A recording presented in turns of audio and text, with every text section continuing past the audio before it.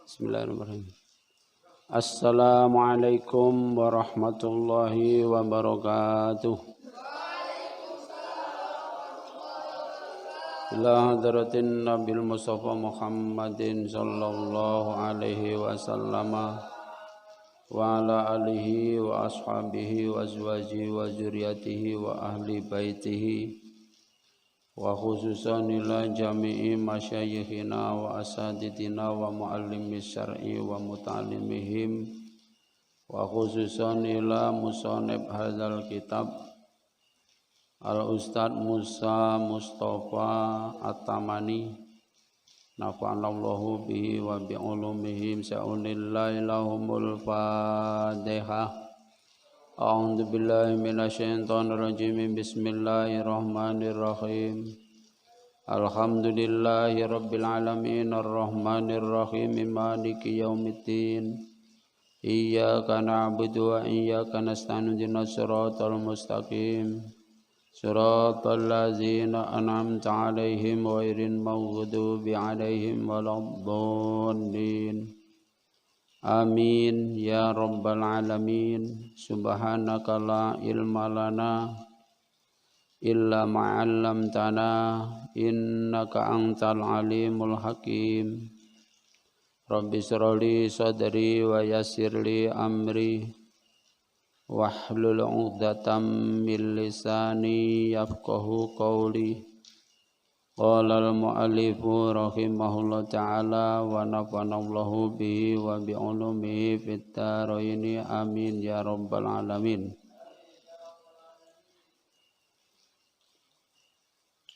Bismillahirrahmanirrahim. Al-hikayatur rabi'atu utawi hikayat kang nomor 4 iku fitarkil hayyai mertelaaken ing dalem oleh tinggal isin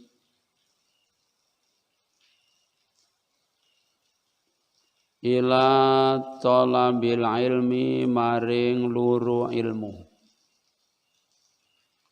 Hikayat yang nomor 4 menjelaskan tentang santri harus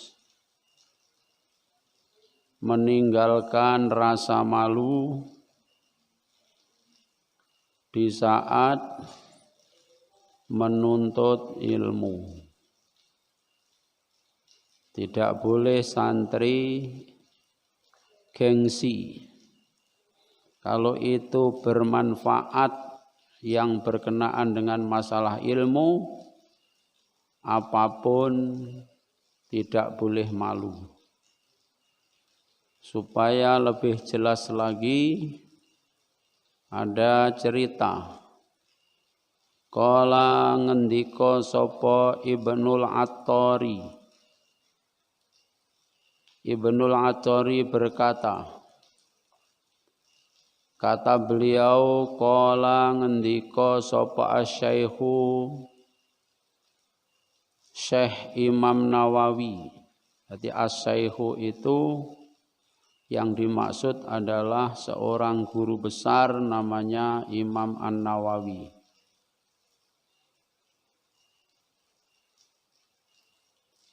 Syekh Imam An-Nawawi berkata, falamma kana umri tis'ata asyrata sanah, tatkala umurku sudah mencapai 19 tahun, qadima bi walidi ila Dimasko sanata tis'in wa arba'ina. Pada tahun 49 Hijriah, saya dibawa oleh bapakku untuk mondok menuntut ilmu di sebuah kota namanya Damaskus. Walama kana mongko semangsane ana apa umur ingsun. Ana iku tis'ata asyrata 19. Apane sanatan taune? Imam Nawawi bercerita tatkala umurku mencapai 19 tahun, qadima mongko teka bi kelawan gawa ingsun sapa walidi bapak ingsun, teka ila Damaskus maring kota Damaskus. Kapan Imam Nawawi sampai di kota Damaskus?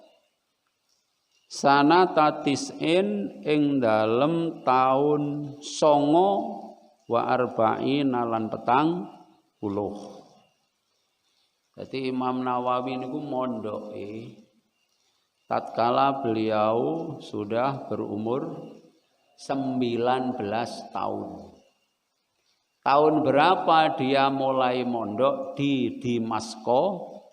Yaitu tahun 49 Hijriah.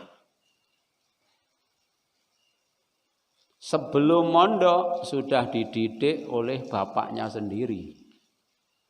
Bahkan pendidikannya itu tidak kurang-kurang. Ibaratkan itu gaman, tahu gaman apa enggak? Senjata itu tinggal nyepuh saja. Nyepuh itu tinggal sedikit saja, memoles sedikit saja. Jadi sudah dicetak agama yang kuat, dididik oleh agama yang betul-betul dalam oleh kalangan keluarga, yaitu ayahnya sendiri, supaya lebih mendalam, lebih sempurna, maka oleh ayahnya ketika umur 19 tahun dipondokkan di kota yang namanya Damaskus. Dan ini berlaku kebiasaan ulama-ulama besar, itu berlaku juga kepada ulama-ulama besar di Indonesia. Rata-rata seperti itu. Sebagaimana Mbah Yai Idris itu mondoknya di Lirboyo. Sesudah di Lirboyo bertahun-tahun menggali sedalam-dalam ilmu di sana, lalu dibawa oleh orang tuanya pindah ke pondok lain, yaitu pondok di Sarang sana di Jawa Tengah. Itu hampir para kiai-kiai besar terhadap anaknya, proses pemondokannya, menuntut ilmunya seperti itu. Tidak seperti kita, urung taunya apa-apa moro-moro mondok.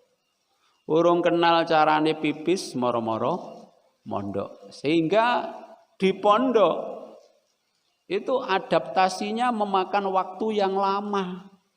Pertama dibelajari pipis. Pertama datang karena kebiasaan di rumah, kalau kencing di dalam rumah, akhirnya di dalam kamar ngencing. Itu perlu waktu lama, kebiasaan itu dirubah.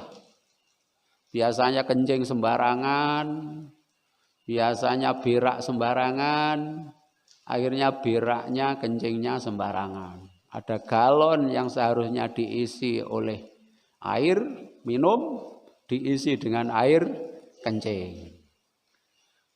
Jadi tugas pesantren, tugas ustadz, tugas kiai saat ini lebih berat. Kenapa? Bahan santri yang dibawa oleh orang tua diantarkan ke pondok pesantren itu bahan bakunya betul-betul masih mentah. Apa artinya masih mentah itu? Belum punya karakter sebagai santri yang berakhlakul karimah. Masih liar. Begitu menginjak tahun pertama baru rodok mengenal. Baru karakter mulai berwarna santri. Mbasan pun 3 tahun mulai sudah mengenal karakter santri, diambil oleh orang tuanya karena sudah tamat MTS. Itulah yang disebut di dalam makalah, yang makalah itu separuh bahasa Arab, separuh bahasa Jawa. Di sana berbunyi kasratul intiqal alamatul konyol. Santri kalau zaman mondok banyak pindah, itu alamatnya konyol. Nggak bisa sempurna ilmunya. Makanya jangan MTS cabut. Supaya nggak konyol. Kalau kamu belum masak betul, kemudian dipindah ke tempat lain, maka hasil masakannya tidak akan sempurna. Bismillahirrahmanirrahim. Itu cerita Syekh Imam Nawawi. Ceritanya seperti tadi. Usia 19 tahun dibawa oleh ayahandanya ke Damaskus. Saat itu tepat pada tahun 49 Hijriah. Jadi Imam Nawawi itu sangat dekat dengan kehidupan para sahabat. Karena para sahabat itu ya tahun-tahun itu. Bismillahirrahmanirrahim.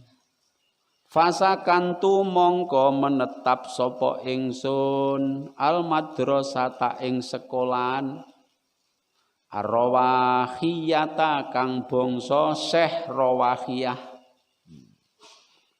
Saya menetap di asrama Madrasah Rawahiyah. Di Damaskus itu pondoknya pondok Syekh Rawahi. Jadi orang besar itu kan biyen mondok kan. Ora belajar sediluk moro-moro wis dadi ustad. Nah, belajar sediluk ndelalah sing dibelajari niku bab ghadab. Cek lagi bab ghadab. Terus leren bab tawadhu belum. Bab khusyuk belum. Tasawuf apalagi belum. Sudah jadi ustadz. Akhirnya karena jadi ustadz, dikit-dikit ghadab. Karena ilmunya yang dibawa pulang jadi ustadz adalah ilmu ghadab. Ghadab ya apa? Marah. Neng dindi demo. Wayai Allahu Akbar untuk takbiratul ihram, Allahu Akbar untuk untuk demo. Amun ditirok nih. Bismillahirrahmanirrahim. Wa bakaitu lan netepi sapa ingsun. Sintaini ing dalem mangsa 2 taun. Di Damaskus di Madrasah Rawahiyah beliau Syekh Nawawi menetap di sana selama 2 tahun. Lek mondok wis mateng 2 tahun itu sudah luar biasa. Apa meneh gak nandindi. Neng pondok siang malam selalu belajar terus. Selama 2 tahun di Madrasah Rawahiyah itu ceritanya beliau lam adok ora tau nyelehne sapa ingsun. Jambi ing lambung ingsun ilal ardi maring bumi.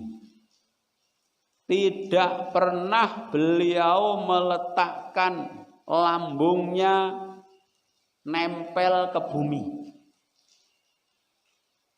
Nek sampeyan selama neng kene iki lambungmu, lambungi wetengmu lho.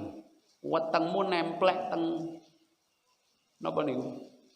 Tempat tidur sudah berapa kali? Hah? Gak terhitung lagi. Siang tadi saja sudah berapa kali?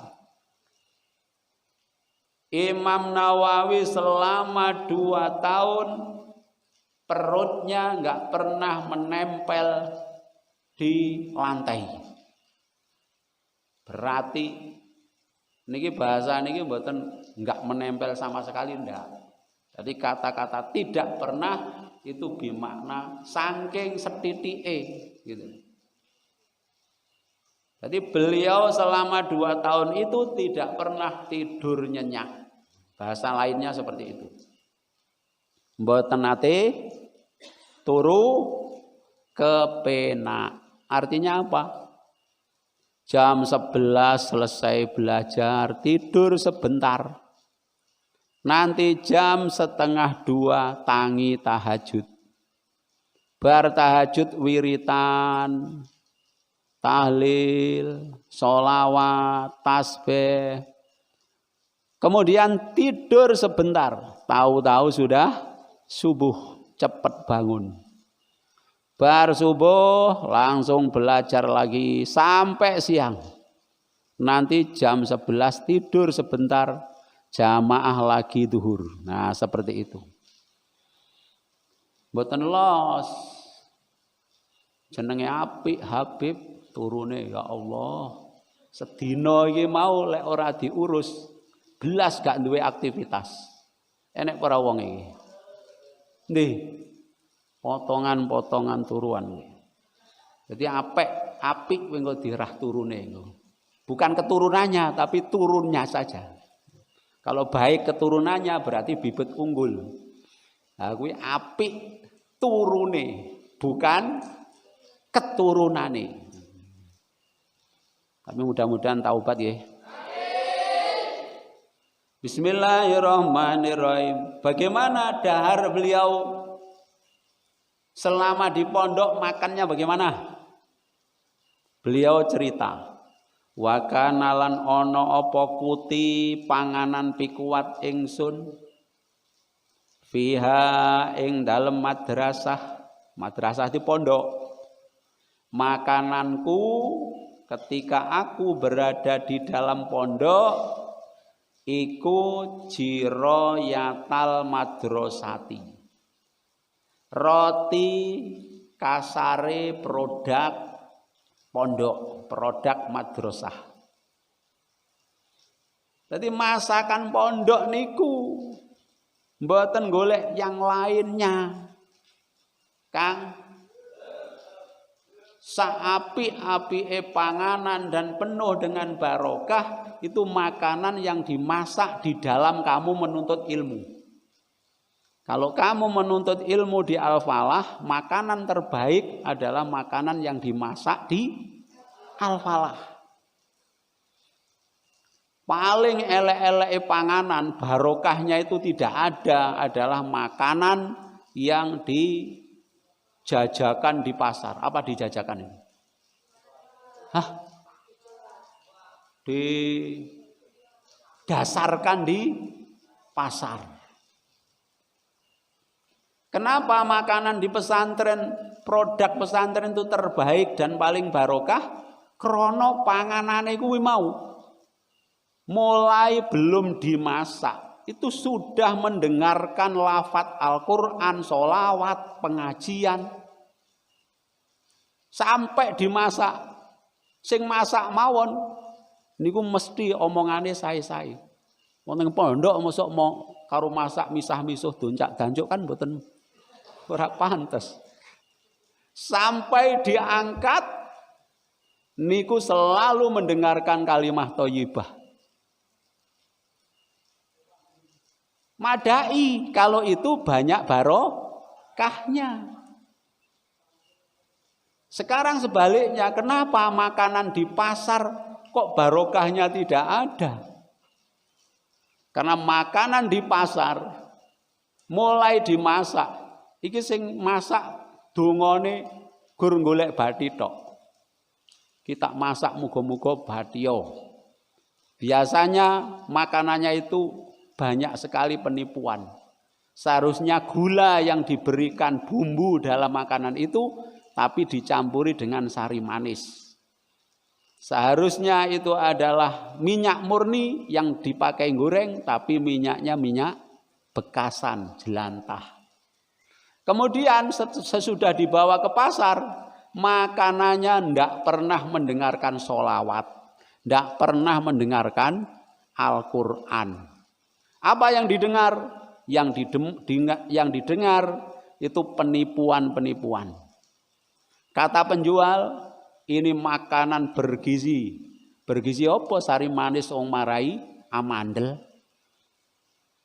Nah, sudah penipuan. Nomor 2, makanan yang digelar di pasar itu menyakitkan orang-orang yang tidak punya uang. Nguwesi panganan kalau pengen, apa itu kurang kuat. Berarti menyakitkan hati orang yang melihat. Makanya nek iso ojo mangan jajan pasar. Inilah rahasianya kenapa santri ora oleh ning pasar. Ora oleh tuku ning pasar. Tapi dasar yang namanya santri yang dilarang itu justru penasaran. Pamite jarine berobat ke puskesmas Bitis, enggak taunya mampir ning pasar. Ketika berangkat sakit teko pasar sakitnya waras. Nyapo golek jajan pasar. Itu dulu. Sekarang mudah-mudahan sudah berubah. Wis berubah bareng, Dok? Dereng. Ini kalau pengen ngalim sebagaimana Imam Nawawi, beliau berkata wa kana kuti fiha jiroyatal madrasati la ghairu wa kana lan ana apa kuti panganan pikuat ingsun fiha ing dalem madrasah iku jiroyatal madrasati roti kasare pondok pesantren la ghairu ora liyane bukan yang lain-lain. Makanya bagi wali supaya anaknya itu diizinkan pergi ke Alfamart beli makanan, enggak diizini, wong ini pesantren. Karena seorang ustadz, seorang guru, seorang kiai tahu yang barokah bukan makanan yang di Alfamart, gitu loh. Bismillahirrahmanirrahim. Kala ngendika sapa Imam Nawawi. Imam Nawawi menceritakan dirinya sendiri. Wa bakaitu lan netepi sapa ingsun. Aksara kalih luweh akeh ming syahraini tinimbang saking zaman 2 bulan au aqalla utawa luweh kidhe. Saya pernah mengalami kurang lebih 2 bulan. Mengalami apa? Mengalami suatu kasus, suatu peristiwa. Peristiwanya bagaimana? Lama koroktu semangsane maca sapa ingsun fitanbihi ing dalam kitab At-Tanbih. Tanbih itu namanya kitab. Kurang lebih saya 2 bulan saat itu saya membaca di dalam kitab Tanbih. Di dalam kitab Tanbih itu berbunyi yajibul huslu min ilajil khasyafati fil farji. Nah, siapa yang bisa bahasa Indonesianya? Yajibul huslu min ilajil khasyafati fil farji.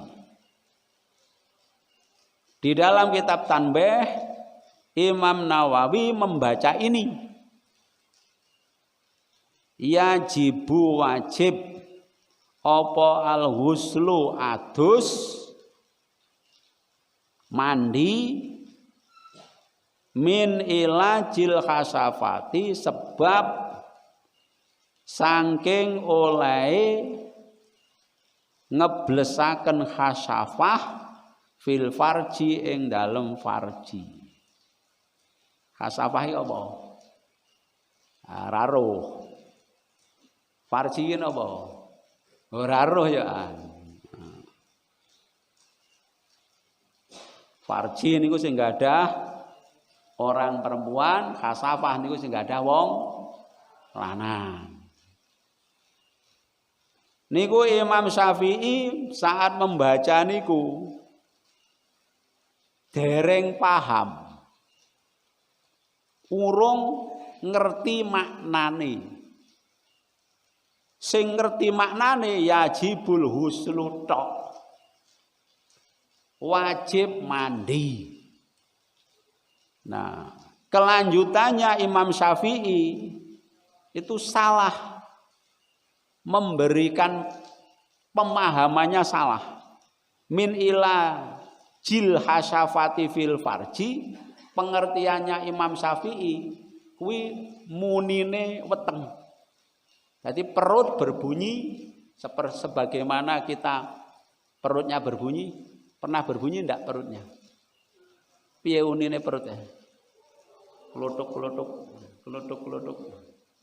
Karena pemahamannya ilajul hasafati fil farji menurut Imam Nawawi itu adalah bunyinya perut keroncongan. Maka setiap perut beliau berbunyi, maka beliau selalu mandi dengan air dingin. Wayahe ngaji ngeten iki seperti ini. Tahu-tahu perutnya berbunyi. Selesai ngaji langsung ke kamar mandi sampai mulai ujung rambut sampai ujung kaki. Habis ngaji, istirahat sebentar, perutnya bunyi lagi, mandi lagi. Sehingga selama 2 bulan itu selalu mandi terus mandi. Jadi huslun, summal huslu, summa wal huslu, dan seterusnya. Jadi mandi tidak ada berhentinya. Karena perutnya selalu berbunyi. Padahal yang dimaksud ilajul hasafati fil farji itu adalah hubungan suami istri. Manten nyar kaya Kang Robet.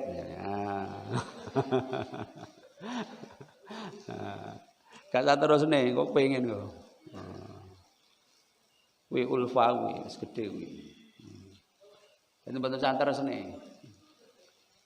Yang dimaksud ilajul hasafati iki bendane wong lanang niku disilemno fil farji.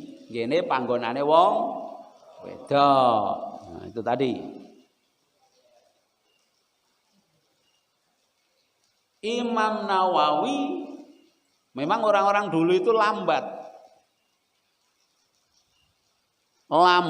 dalam masalah yang berkenaan dengan hal-hal yang porno. Nek sakniki cerdas sakniki. Cilik-cilik wis padha ngerti. Urusan yang porno-porno iki lho. Sik TK lho wis ngerti. TK lho coret-coret gambar godhong waru. Bahasa Inggrisnya I love you. Sik TK yo. Kalau orang dulu lambat. Orang-orang tua saya, bapak-bapak saya dulu itu lambat. Nggih. Jadi orang dulu itu saking lambate, setiap orang tua dulu, mbah-mbah kita, nenek-nenek kita, kakek-kakek kita, itu kalau cerita beliau tentang ia sesudah akad nikah dengan neneknya, kakek akad nikah di zaman dulu dengan nenek. Dulu bukan kakek, bukan nenek, masih muda, umur 20 yang perempuan, yang laki-laki umur 25, kadang-kadang umur 30. Itu 2 tahun belum kenalan. Sesudah akad nikah loh, 2 tahun, 3 tahun, 5 tahun, kadang-kadang belum apa-apa. Sing kakekmu ijek gadis, piye to? Nenekmu ijek gadis, kakekmu ya urung roh apa-apa. Memang orang dulu itu dalam urusan yang berkenaan dengan laki-laki wanita itu lambat. Wah, saiki jangankan 2 tahun, urung akad nikah wis makrifat, wis pengalaman. Kecerdasannya kenemenen. Orang dulu lambat dalam urusan itu positif. Kenapa? Konsentrasinya kepada hal-hal yang baik-baik saja. Nah, sakniki karena kemajuan teknologi, bocah cuwilik wis ndelok neng HP. Gek sing didelok yang digemari itu yang porno-porno. Itu cerdas. Cuma cerdasnya itu hanya di bidang itu. Sementara di bidang lain masalah toharoh, di bidang lain masalah-masalah yang bermanfaat, dia sangat lambat. Sampai gede lek nguyuh cek ngadeg. Nggih mboten? Sekarang seperti itu. Jadi kebalikannya. Maka wajar kalau Imam Syafi'i sudah 19 tahun maca kitab niku pemahamannya tidak sebagaimana yang dimaksud dalam kitab tersebut. Beliau begini, aktakidu ngiyakinaken sapa ingsun, aktakidu ngiyakinaken sapa ingsun ing anna hadza temen setune ikilah ilajul hasafati fil farji iku korkorotul jaufi, suarane weteng, suarane lambung. Jadi Imam Nawawi beriktikad bahwa ilajul apa tadi? Hasafah fil farji, beliau meyakini maknanya itu adalah suaranya perut. Karena diyakini suaranya perut, dia ketika perutnya bersuara, mandi. Perutnya bersuara, mandi. Berarti ping piro ae lek mandi. Bismillahirrahmanirrahim. Ketika perutnya bersuara, fakuntu mongko ana sapa ingsun.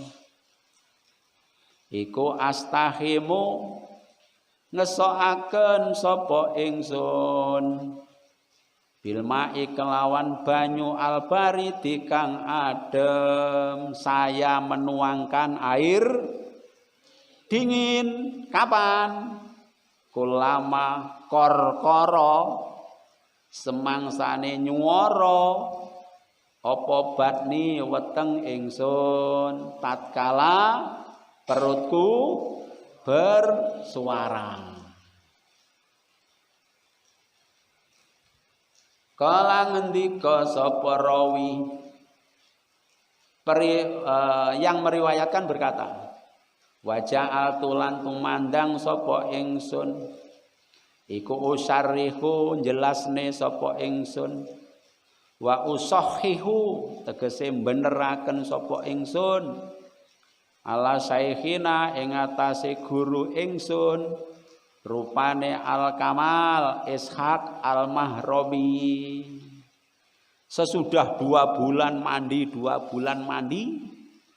setiap wetenge muni mandi, baru beliau pengen ngerti maksudnya ilajul kasafati fil farji. Sowan menghadap gurunya. Makanya lek ora ngerti aja isin-isin Kang. Lek mboten ngertos aja malu-malu, aja isin-isin.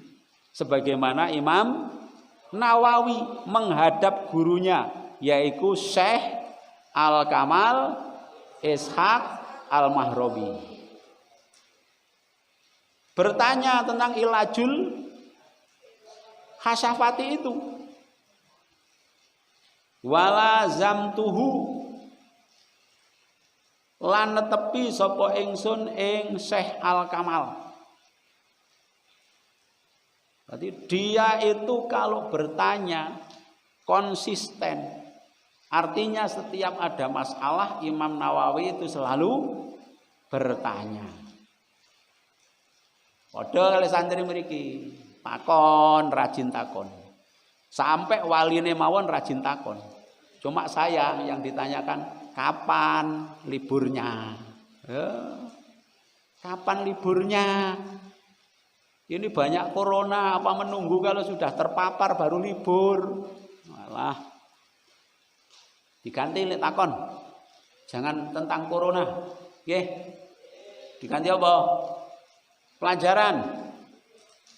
Bismillahirrahmanirrahim. Fa'ajaba mongko gumun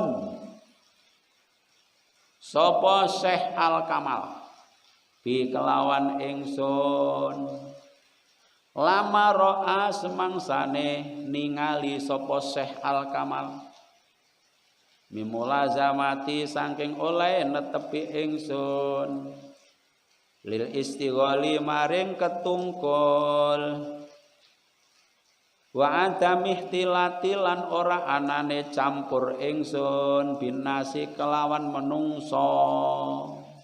Syekh Al-Kamal gurunya heran tatkala gurunya mengetahui bahwa Imam Nawawi itu sibuk terus dengan yang namanya pelajaran.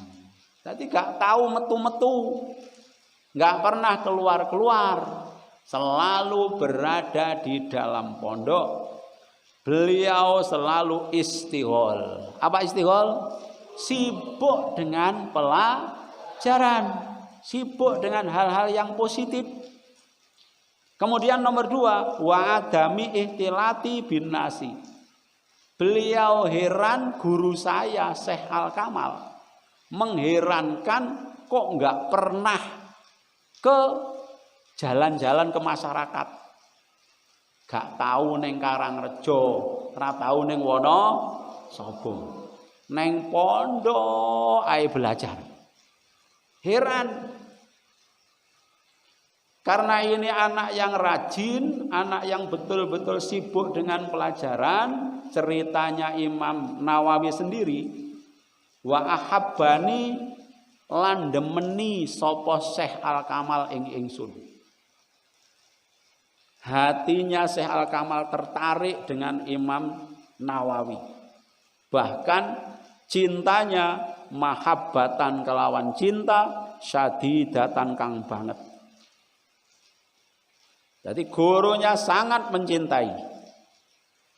Wa ja'alani lan dadekne sapa Syekh Al-Kamal ing ingsun mu'idad darsi ing oleh baleni pelajaran bihalaqatihi kelawan halaqoe Syekh Al-Kamal li aksaril jamaati maring luweh akeh jamaah.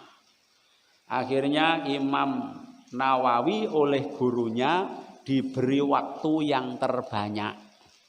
Makanya lek dijak belajar ki teko Kang bar subuh belajar. Engko sampean lek iso kaya Imam Nawawi nggih. Dijak belajar malah turu. Nduk. Bar zuhur ning dalem. Nggih. Nah. Cek kathah sing urung teko. Kae kudung pink ora teko kae. Kudung kuning, kudung pink, kudung biru ora teko kae. Wah, toleh-toleh. Intaha wis tutup. Nah, ceritane Imam Nawawi sudah selesai. Apa kalamud Dahbi keterangane Syekh Dahbi. Titik. Kesimpulannya, wa zahiru utawi kang pertelo iku annal haya temen setuhune isin. Apa isin iku? Malu iku yamnauhu bisa nyegah ing Imam Nawawi apa as-su'alu takon andalika saking mengkono-mengkono masalah ilajul khasafati. Karena ini judulnya adalah seorang santri nggak boleh malu-malu, maka walaupun ada pepatah al-haya'u minal iman, apa artinya itu? Malu sebagian daripada iman. Itu tidak bisa dipahami mentah-mentah. Al-haya'u malu minal iman, bagian daripada iman, itu jika malu berbuat yang jelek, malu berbuat yang tidak bernilai akhlakul karimah. Jadi sampean kok isin mlaku ning ngarepe Kang isin, Kang mlaku ning ngarepe Mbak isin, Kang gosop malu, Mbak mengambil milik orang lain ada rasa malu. Itu yang namanya al-haya'u minal iman. Jadi nggak bisa dipahami secara sembarangan. Itu hanya khusus hal-hal yang negatif-negatif. Kalau pelajaran justru hilangkan rasa malu. Kalau masih muskil, masih belum jelas, itu harus dipertanyakan kepada gurunya. Tapi kira-kira itu pertemuan kita. Nanti dilanjut dengan season yang kedua. Niki langsung, mboten langsung balik, Difatihai terus dilanjut nih melih. Muga barokah tentang Imam Nawawi. Kita tafaulan, tabarukan, mudah-mudahan apa perjalanan beliau nantinya barokai kepada kita semua sebagai santri. Wallahu a'lam bishawab. Al-Fatihah. A'udzubillahi minasyaitonirrajim. Bismillahirrahmanirrahim. Alhamdulillahirabbil alamin arrahmanirrahim maliki yaumiddin. Iyyaka na'budu wa iyyaka nasta'in ihdinas siratal mustaqim. Siratal ladzina an'amta 'alaihim ghairil maghdubi 'alaihim